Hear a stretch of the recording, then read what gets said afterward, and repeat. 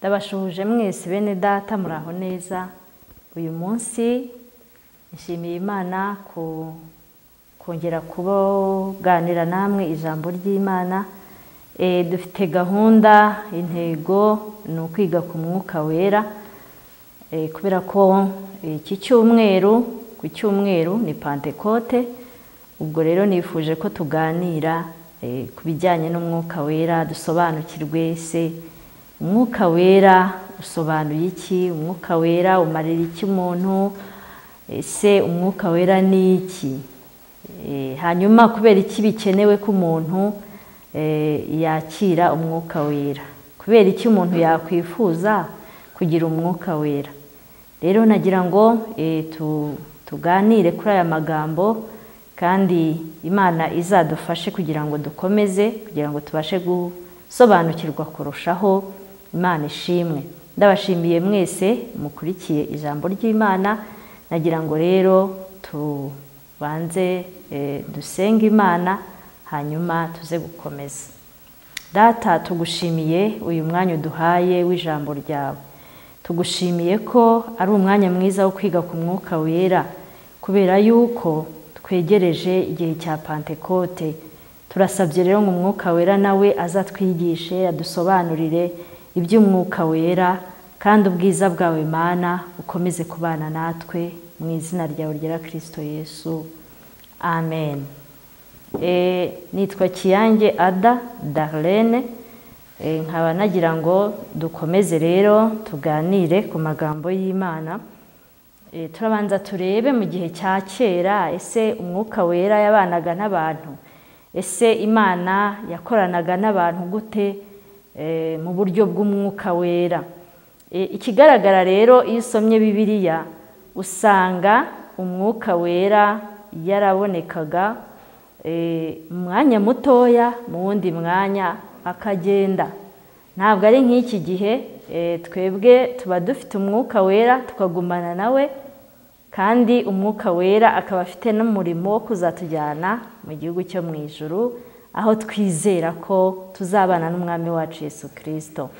Nagira ngo rero ngukumbuze kugira umwuka wera, kuko umwuka wera ni umufasha. Umwuka wera aduha imbaraga, kandi umwuka wera niwe utwemeza iby'icyaha, kandi umwuka wera niwe uzatujyana mu ijuru. Rero tugiye kuganira, tubanze turebe kera uko umwuka wera yabanaga n'abantu b'Imana. Reka rero tubashe gusoma mu gitabo cya Ezekiyeli ibice 8, turebe duhereye ku murongo wa mbere tugeze ku murongo wa 3. Hano turareba ukuntu umwuka wera yabanaga n'abahanuzi. Ni urugero rumwe gusa, ntabwo byose twabivuga, ariko nahisemo runo rwo muri Ezekiyeli ibice 8 murongo wa mbere tugeze ku wa 3. Dusome. Nuko mu mwaka wa 6 mu kwezi kwa 6 ku munsi wa 5 w'uko kwezi, nari nicaye mu nzu yanjye n'abakuru b'i Buyuda nabo bicaye imbere yanjye, maze ukuboko k'umwami w'Iteka kungwiraho aho narindi. Nuko ndebye mbona ufite ishusho isa n'umuriro, uhereye ku rukenyerero rwe ugasubiza hepfo ari umuriro, kandi uhereye mu rukenyerero rwe ugasubiza haruguru hararabagiranaga, hafite ibara nk'iry'umuringa ukubye. Maze arambura igisa n'ikiganza, afata umusatsi wo mu mutwe wanjye, maze umwuka aranterura angeza hagati y'ijuru n'isi, anjyana i Yerusalemu, ndi mu iyerekwa ry'Imana, angeza ku rugi rw'irembo ry'imbere ryaherekeye ikasikazi, aho intebe y'igishushanyo gitera Imana gufuha yari iri. Uyu ni Ezekiyeli, yari ari mu mwanya w'iyerekwa, cyangwa se yari ari mu mwanya wo gusurwa n'Imana. Ariko we uko abisobanurira aravuga ngo ni ukuboko kw'Imana ngo kwamugwiririye. Ukuboko kw'Imana, ariko mu by'ukuri ni umwuka wera yaraje. Aravuga ngo umwuka aramuterura. Imana ishimwe ko umwuka wera yabanaga n'abahanuzi. Hanyuma turebe urundi rugero rw'ukuntu umwuka wera yabanaga n'abami. Yego, urwo rugero turarusanga hano mu gitabo cya mbere cya Samweli ibice 10 n'umurongo wa 6 handitse ngo umwuka w'Uwiteka ari bukuzeho cyane uhanurane nabo uhere uhinduka uw'umuntu mushya. Amen. Aya ni amagambo Samweli yabwiye Sawuli igihe yari amaze kumusukaho amavuta amubwiye yuko ari wazayobora Abisirayeli. Hanyuma amubwira aya magambo, aramubwira ngo umwuka w'Uwiteka ari bukuzeho. Imana ishimwe. Umwuka wera yazaga ku muntu hanyuma akagenda. Iki gihe rero ukomeje gugasoma hepfo ubona ko umwuka yaje kuri Sawuli arahanura. Amen. Umwami wagaragaye ahanura. Imana ishimwe. Hanyuma n'abandi nabo hari igihe bagaragaraga bafite umwuka wera. Turebe mu gitabo cyo Kuva ibice 35 turasoma imirongo 2 yonyine 30 na 31. Kuva 35 umurongo wa 30 tugeze kuri 31 handitse ngo Mose abwira Abisirayeli ati dore Uwiteka yahamagaye mu izina Besaleli mwene Uri Yahuri wo mu muryango wa Yuda, amwuzuza umwuka w'Imana ngo agire ubwenge bwo guhimba n'ubwo gutora n'ubuhanga n'ubukorikori bwose. Amen. Haleluya. Uyu nundi muntu si umuhanuzi, nubwo ari n'umwami, ni umuntu usanzwe witwa Besaleli. Ariko Imana igiye kubakisha ihema ry'ibonaniro yari ifite igishushanyo mbonera cy'ihema, ariko kugira ngo abantu basobanukirwe icyo gishushanyo kuko nibo bagombaga kubaka ihema, Imana yashimye kubuzuza umwuka wera. Haleluya. Umwuka w'ubwenge, umwuka ubasobanurira icyo gishushanyo. Ni ukuvuga ngo Imana yashyiragamo umwuka mu muntu agahita abona ifoto y'ikintu Imana ishaka. Hano iyo mpasomye mpageze ndavuga ntari kubundi kuki twirushya koko, kuki twirushya, kuki tudahamagara umwuka wera ngo azatwuzuze buno bwenge natwe tubone uko twahaha. Ni ukuvuga ngo Imana yahaye Besaleli ubu bwenge bwo gukora ubukorikori bwose. Uwiteka wamuhaye ubwenge ariho, niwe twizera kandi niwe wabasha kuduha nanone umwuka wera kugira ngo tubashe kumenya ubukorikori. Hari igihe njya mbona nk'abantu babubatsi ibintu bakora, iyo hageze gusiga amarangi hari ukuntu kuvanga amarangi ntabwo bikorwa n'umuntu uwo ari we wese, bikorwa n'umuntu bifiteho ubumenyi. Besaleli rero yari afite buno bwenge ariko ngo yabuhawe n'umwuka wera. Kuki tutasenga Imana ngo iduhe umwuka wera utwigisha n'ubukorikori, uduha n'ubuhanga n'ubwenge bwose bwo guhimba, innovation. Buriya hari igihe umuntu ajya ku ishuri akiga ndetse n'ishuri ryigisha ibyo bintu ukaba wararyize, ariko muri wowe hakenewemo umwuka wera ukwigisha guhimba. Imana ishimwe. Nanjye hari igihe numva mbashije kubyifuza n'ukuri. Uyu mwuka wera wigisha innovation, wigisha guhimba, wigisha ibintu bishyashya, wigisha ubukorikori. Imana iwuguhe mwene data kandi nanjye ndawukeneye. Imana ishimwe. Umwuka wera arakenewe mu buzima bwanjye, arakenewe no mu buzima bwawe.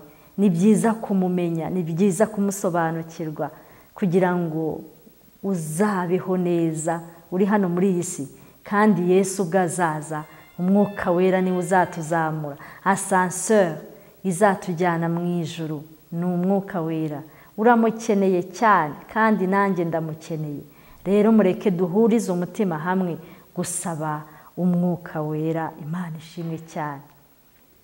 Mu gitabo cyo Kubara ibice 11 umurongo wa 16 uze kuhasoma, ubona ukuntu Imana ngo yafashe umwuka uri kuri Mose, ngo umwuka wera wari uri muri Mose Imana ikagenda ifataho iha bagenzi be bazamufasha kuyobora.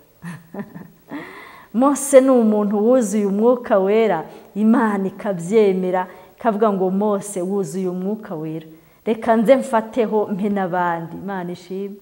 Icyampa nkuzura umwuka wera Imana yafataho igaha abandi. Icyampa nawe ukuzura umwuka wera Imana yafataho igaha n'abandi. Ariko iki kibazo ukwiye kukibaza, mbese umwuka ukurimo uri kumva Imana yawe ufata igaha no ku bandi? Wuzuye umwuka wera w'Imana ku buryo Imana yafataho igahereza n'abandi? Ariko Mose yari yuzuye umwuka wera ngo Imana ifataho igahereza runaka, igafataho igahereza runaka. Nuko Mose yabonye abayobozi bayoborana nawe. Imana ishimwe cyane. Kandi kuyobora byaramworoheye kubera yuko umwuka wa Mose, umwuka wera wari uri muri Mose niwe wari uri no mu bandi. Nuvuga ngo nta bintu byo guterana imigeri, nta n'ibyo kuvuguruzanya byabagaho. Impamvu ubu ngubu kuyobora binagoye, buri wese azana uwe mwuka. Uwawukuye hirya iyo ngiye arawuzana, n'undi yawukuye iburasirazuba nawe akazana uwe, bagahuriza hamwe ngo bagiye kuyobora. Bihita bibananira. Hanyuma Imana ibona ko umwuka wera mu by'ukuri yazaga ku bantu hanyuma akagenda, ariko Imana ishima kuduha umwuka wera noneho tugumana. Imana ishimwe. Reka turebe rero uko Imana yatangiye kuduha isezerano ry'umwuka wera, imaze gutekereza ko izamuduha noneho tukagumana. Ezekiyeli 36 umurongo wa 25 na 20 tugeze kuri 27. Ezekiyeli 36 duhere ku murongo wa 25 tugeze kuri 27. Handitse ngo nzabanyanyagizaho amazi meza maze muzatungana, mbakureho imyanda yanyu yose n'ibigirwamana byanyu byose. Nzabaha n'umutima mushya, mbashyiremo umwuka mushya. Nzabakuramo umutima ukomeye nk'ibuye, mbashyiremo umutima woroshye. Kandi nzabashyiramo umwuka wanjye, ntume mugendera mu mateka yanjye, mugakomeza n'amategeko yanjye mukayasohoza. Imana ishimwe. Imana itangiye kudusezeranya umwuka wera izaduha, kandi uwo mwuka akazaza nawe ari ibintu agiye guhindura. Imana yise umwuka wera amazi. Nzabanyanyagizaho amazi meza. Imana ishimwe. Noneho aravuga ngo noneho muzatungana. Iyo umuntu yakiriye umwuka wera, umwuka wera aramutunganya. Umwuka wera niwe ukubwira ngo iki ngiki ni kibi kireke, n'iki ni kibi kireke. Niko gutunganya umugeni. Imana iradusezeranya ngo izadukuramo imyanda. Imana ikoresha umwuka wera kugira ngo twihane ibyaha byacu, kuko umwuka agaragara atabyishimiye. Hanyuma uwamwakiriye akavuga ati ndarekeye, birarangiye. Hanyuma aravuga ngo azaduha umutima mushya. Haleluya. Umutima mushya, ngo mbashyire mu mwuka mushya. Haleluya. Mu by'ukuri iyo umuntu atarihana, iyo umuntu atarakira Yesu nk'umwami n'umukiza, umwuka umurimo uba ari umwuka mubi, kubera ko ni umwuka utava ku Mana, ni umwuka udaturuka ku Mana, ntabwo ari umwuka wera. Ariko iyo umuntu yakiriye Yesu nk'umwami n'umukiza, ahera ubwo akakira umwuka mushya. Imana ishimwe. Imana iravuga ngo izadukuramo umutima ukomeye. Imana ishimwe cyane. Ngo umutima ukomeye nk'ibuye. Iyo umuntu yakiriye umwuka wera abasha kugira umutima woroshye. Kandi Imana iradusezeranya ngo izaduha umutima woroshye. Hanyuma ngo nzabashyiramo umwuka wanjye. Haleluya. Imana ishimwe kuko yemeye kuduha ku mwuka wayo. Ni ibintu byiza cyane. Imana idusezeranya kuduha umwuka wayo, ngo ntume mugendera mu mateka yanjye, mukomeze n'amategeko. Burya ntihakagire umuntu wirata gukiranuka ngo avuge ngo yarakiranutse cyane, ngo ni umuntu w'umuhatari, ngo w'umuhanga. Reka da. Ahubwo umwuka wera niwe uguhereza kubaha amategeko y'Imana. Umwuka wera niwe ukuyobora akakubwira ati have, kora iki ngiki, kino kireke. Imana idufashe. ariko Imana igeze ku muhanuzi Yoweri imubwira neza noneho ikizadukorera. Yoweri ibice 3 umurongo wa mbere, ariko hari abafite Bibiliya zidafite iki gice cya 3, iho usanga ari umurongo wa 28 ibice 2, ariko hano Yoweri ibice 3 umurongo wa mbere handitse ngo hanyuma y'ibyo nzasuka umwuka wanjye ku bantu bose, abahungu banyu n'abakobwa banyu bazahanura, abakambwe banyu bazarota, n'abasore banyu bazerekwa, ndetse n'abagaragu banjye n'abaja banjye nzabasukira ku mwuka wanjye muri iyo minsi. Amen. Haleluya. Aya magambo y'umuhanuzi Yoweri arahagije kugira ngo twumve ibintu byiza Imana yaduteguriye. Bene data, Imana ni nziza. Imana niyo yakunze kuduha umwuka wera.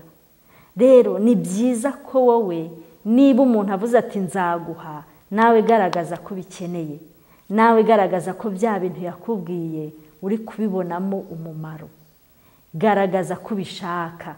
Imana ishimwe. Imana itwemerera umwuka wera, kandi hajemo n'impano noneho. Haleluya. Imana itwemereye ko tuzabona ubuhanuzi. Ubuhanuzi ntabwo yavuze ngo buhagarire burahagaze ntibuzongera kubaho, ahubwo Imana iratwemerera ngo noneho muzahanura. Imana ishimwe. Guhanura ni iby'abasore, guhanura ni iby'abantu bakiri batoya. Usomye Bibiliya niko bibona, kuko Bibiliya ivuga ngo abahungu banyu n'abakobwa banyu. Rero umuntu yakwibaza ngo ese kubera icyo umuntu aba umusore akarinda aba umugabo, akarinda ubwo azaba umusaza kandi akijijwe ariko atarahanura? Ni ukuvuga iki? Bisobanura yuko iki kintu umuntu wenda atacyitayeho cyane, cyangwa se nyine nuko byagenze, nta kundi umuntu yabivuga. Ariko byibuze basore mwe namwe bakobwa, mwari muzi yuko umwuka wera yaje kugira ngo muhanure, muvuge uko Imana ivuze, mumere nka ba Yesaya, mumere nka ba Yeremiya. Hanyuma Imana irongera avuga ngo abakambwe ngo bazarota. Ni ukuvuga ngo abantu bakuru basinziriye bakagombye kubyuka batubwira ibyo barose, bakagombye kubyuka batubwira ati nagiye kubona mbona, nka kumwe kwa Daniyeli, bakadusobanurira n'ibyo barose kubera umwuka wera. Rero imyaka yose waba ugezemo, Imana iragukoresha burya wemeye kwakira umwuka wera, wemeye ugakingura umuryango Yesu akinjira. Umwuka wera yagukoresha ibikomeye cyane. Imana ishimwe cyane. Imana rero irongera iratwemerera ngo abakambwe banyu bazarota, n'abasore banyu bazerekwa. Ni ukuvuga ngo abasore, abakobwa, inkumi bafite impano ebyiri umwuka wera bemerera, harimo guhanura no kwerekwa. Imana ishimwe cyane. Izi mpano turazikeneye bene data. Dukeneye gusobanukirwa ibiriho, dukeneye gusobanukirwa iby'ejo hazaza, dukeneye kumenya ngo mbese ejo bizaba bimeze bite. Hariho abantu nkunda cyane bashinzwe iby'ikirere, bajya batumenyesha imvura izagwa, bakatumenyesha n'uko izuba rizaza. Aho bantu ntabwo bakoresha impano y'umwuka wera, ni ubwenge busanzwe barabyiga. Hagombye kugira impano zimenya iby'ikirere, zimenya iby'igihe tugiye kwinjiramo bitewe n'umwuka wera. Rero nagira ngo muri izi nyigisho z'uyu munsi ubanze wumve umwuka wera, wumve n'umumaro w'umwuka wera. Wasenga Imana ikakuzuza umwuka wera, nawe ukagira amahishurirwa, ukamenya ibigiye kubaho, ugahanura. Nabyo ni byiza, ugakoreshwa ibitangaza. Imana iguha umugisha. Nagira ngo dusengane Imana, dusabe kuzura umwuka wera. Hari igihe umuntu abifata nkaho we bitamureba, ariko nagira ngo nkubwire ngo nawe birakureba. Reka dufatikanye gusenga Imana. Data wa twese mwiza, ndagushimiye ndaguhimbaje ubwiza bwawe n'ineza yawe. Ndagushimiye ko muri iki gihe Mana tukibasha kumva inkuru z'umwuka wera. Twumvise abatubanjirije ko bari bafite umwuka wera, ariko wazagaho ukagenda ku bahanuzi, ku bami no ku bandi bantu bose. Ariko igihe kiragera uravuga ngo uzasuka umwuka wera ku bantu bose. Mana, natwe tukweretse ko dukeneye kuzura umwuka wera, kandi utwemereye iki gihe kizatubere cyiza cyo gusenga no kwinginga kugira ngo uduhe umwuka wera. Umwuka wera azaduhishurira ibigiye kubaho, azaduhishurira ibyo dukwiriye gukora, azaduhishurira ingeso dukwiriye kureka, kandi umwuka wera azatujyana mu gihugu cyo mu ijuru. Ngushimiye ineza yawe n'urukundo, ngushimiye ko udukunda Mwami. Komeza ubane natwe no mu gihe kiri imbere, kandi uzaduhe kugera mu ijuru amahoro, mu izina rya Yesu Kristo. Amen. Ndabashimiye mwese bene data, Imana ibahe umugisha. Tuzakomeza n'izi nyigisho naho ubutaha. Isaba umugisha.